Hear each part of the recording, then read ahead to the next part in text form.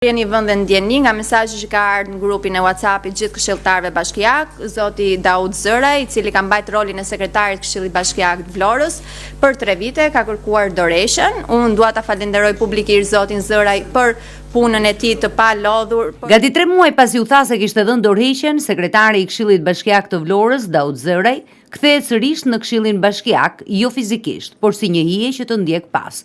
Këshilltari Gjergj Nika ka zbuluar se Zëraj nuk ka dhënë dorëheqjen, por është shkarkuar duke ju referuar shkresës që ka shkuar në institucionin e prefektit të Qarkut. Sipas Nikës, nëse prefektura do t'i shpreh ligjshmërinë si shkarkim, atëherë Zëraj do të marrë 22 paga nga bashkia. Dhe nuk është normale që ju fshini dokumentacion.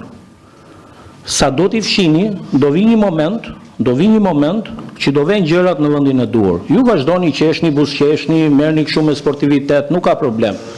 Sepse të njëjtën gjë bëhet edhe me pjesën e atij zotit Zëraj, që na thatë që ka paraqit dorëheqjen dhe na doli tani që letrat prefektur ka vajtur shkarkim dhe zoti Zëraj ka hedhur në gjyq për të marrë ja 22 rroga, ja 20-30 milion lekë sa do marrë me vendimin e gjykatës. Nëse prefektura e ka quajtur pa shkim.